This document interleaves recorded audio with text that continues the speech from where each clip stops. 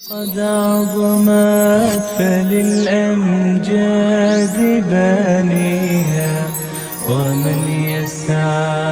إلى العليا نحمده ونصلي ونسلم على رسوله الكريم اما بعد بسم اللہ الرحمن الرحیم۔ ناظرین کرام، آج ہم پھر حاضر ہوئے ہیں ایک پیشگوئی کے ساتھ، اور آج کی پیشگوئی حضور اقدس صلی اللہ علیہ وسلم نے دین اسلام کے متعلق کی۔ بلا تاخیر ہم حدیث پڑھتے ہیں۔ بسم اللہ الرحمن الرحیم۔ وقال النبی صلی اللہ علیہ وسلم ان الدین بدأ غریبا وسيعود كما بدأ فطوبى للغرباء وهم الذين يصلحون ما افسد الناس من بعدي من سنتی۔ حضور اقدس صلی اللہ علیہ وسلم نے ارشاد فرمایا کہ دین اجنبی حالت میں شروع ہوا تھا اور اپنی اصل حالت میں لوٹ جائے گا، اور اسی طرح لوٹ جائے گا جیسا کہ شروع ہوا۔ فطوبى للغرباء، لہذا غرباء اجنبی فقراء اور مساکین لوگوں کے لیے خوشخبری ہے۔ وهم الذين يصلحون ما افسد الناس من بعدي من سنتی، اور یہی وہ لوگ ہیں جو میرے بعد ان چیزوں کو سدھاریں گے جنہیں لوگوں نے میری سنتوں میں تباہ کر دیا، فساد پھیلا دیا، بگاڑ پھیلا دیا۔ یہ حدیث ترمذی شریف کی حدیث ہے۔ دیکھیں، حضور اقدس صلی اللہ علیہ وسلم نے ارشاد فرمایا کہ دین اسلام اجنبی حالت میں شروع ہوا تھا اور ایسے ہی لوٹ جائے گا جیسا کہ شروع ہوا۔ اب اس سے کیا مراد ہے؟ مراد یہ ہے کہ حضور اقدس صلی اللہ علیہ وسلم کو جب نبوت عطا کی گئی تو مکۃ المکرمہ میں بہت کم تعداد میں مسلمان تھے، ایک سے ایک ملتا گیا اور مسلمانوں کی تعداد بڑھتی گئی، یہاں تک کہ دار ارقم میں جو پہلے چند خوشبخت افراد نوجوان مسلمان جمع ہوئے تھے، وہ ان کی تعداد 30 سے 40 کے قریب تھی، اور یہ وہ مسلمان تھے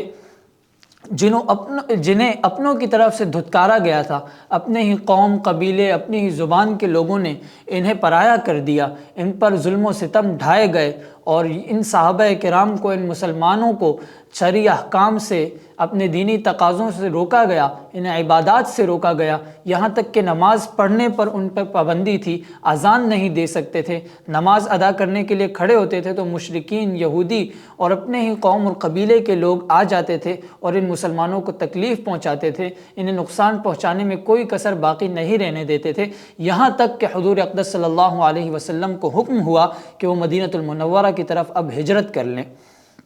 پھر حضور اقدس صلی اللہ علیہ وسلم نے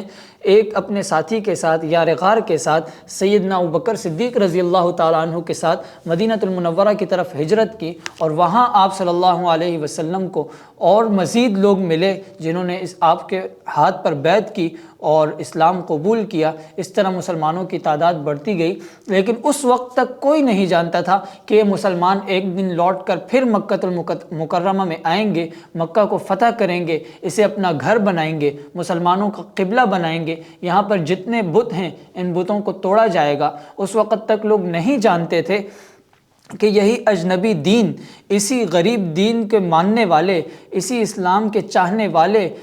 یہی خاک نشین ایک دن خیبر جیسے مضبوط قلعوں کو تہ خاک کر ڈالیں گے، یہی بوریہ نشین ایک دن قیصر و کسریٰ کی مضبوط دیواریں ہلا ڈالیں گے۔ لیکن پھر لوگوں نے وہ دن دیکھا کہ جب صحابہ کرام لا الہ الا اللہ محمد الرسول اللہ کی دعوت لے کر اسلام کا پرچم بلند کیے، پوری دنیا میں پھیل گئے، سمندر کی تہ سے لے کر افق کی بلندیوں تک اسلام کی دعوت دی گئی، اسلام پھیلتا گیا، اسلام کی سرحدیں وسیع سے وسیع تر ہوتی گئیں، اور پھر لوگوں نے وہ دن بھی دیکھا کہ جب انہی بوریہ نشینوں نے، انہی خاک نشینوں نے، انہی اجنبی لوگوں نے پوری دنیا پر حکمرانی کی، دنیا کی بڑی بڑی ریاستیں ان لوگوں نے قائم کی، 3 بر اعظموں پہ بیک وقت حکومت کرتے رہے، اور پھر یہی جو نیم وحشی کہلایا کرتے تھے، یہی وہ صحابہ کرام جنہیں بدو کہا جاتا تھا، جو زمانے میں اجنبی تھے، جنہیں لوگ جانتے نہیں تھے، پھر ساری دنیا نے ان سے عدالت، ریاست، سلطنت،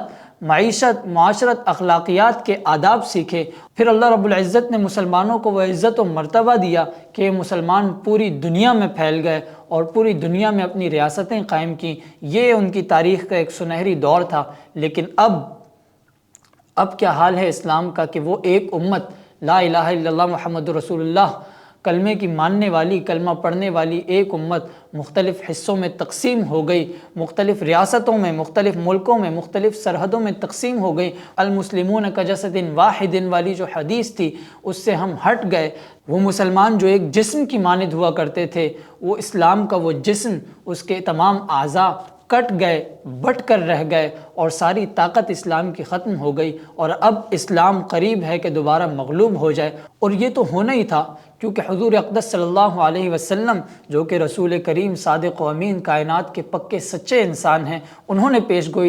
پیشگوئی کی تھی کہ دین اسلام جس طرح شروع ہوا تھا اسی طرح لوٹے گا، یعنی حجاز میں سمٹ کر رہ جائے گا، مکہ المکرمہ میں سمٹ کر رہ جائے گا۔ یہ حضور اقدس صلی اللہ علیہ وسلم کی پیشگوئی تھی۔ اب ہمیں کیا کرنا چاہیے؟ ہمیں اپنا شمار ان غرباء میں کرنا چاہیے جن کے لیے خوشخبری ہے۔ آپ صلی اللہ علیہ وسلم نے فرمایا فطوبیٰ للغرباء، یعنی ان اجنبی، ان فقراء اور مساکین لوگوں کے لیے خوشخبری ہے جو ہر حال میں دین اسلام کی خدمت کرتے ہیں اور اسلام کا پرچم لہرانے کی کوشش میں مگن رہتے ہیں،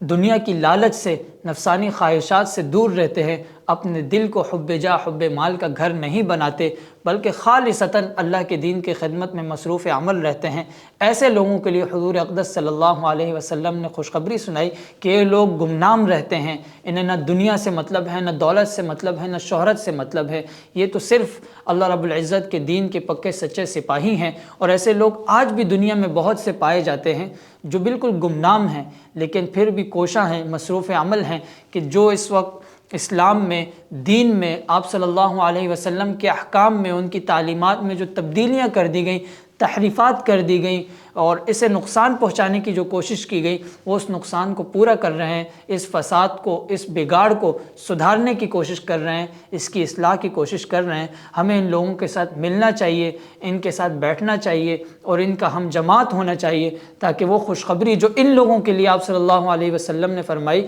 کہ ان غرباء کے لیے خوشخبری ہے جنت کی، ایک بڑے انعام کی، اور روز محشر حضور اقدس صلی اللہ علیہ وسلم کی سفارش کی، شفاعت کی، وہ خوشخبری ہمارے لیے بھی ہو جائے۔ وہ تب ہوگی جب ہم ان لوگوں کے ساتھ بیٹھیں گے، ان لوگوں کے ساتھ بیٹھیں گے، تاکہ قیامت کے روز ہم انہی لوگوں کے ساتھ اٹھ کر میدان حشر میں اپنے نامہ اعمال کا صلہ پانے کے لیے جا سکے۔ اللہ رب العزت سے دعا ہے کہ اللہ پاک ہمیں بھی اپنے دین کا پکا سچا خادم، اپنے راستے کا راہی بنا دے۔ آج کی محفل یہاں ختم کرتے ہیں، انشاءاللہ کل ہم ملیں گے ایک دوسری پیشگوئی کے ساتھ۔ سبحانک اللہم و بحمدک، اشہد ان لا الہ الا اللہ و اشہد ان محمدا عبدہ و رسولہ۔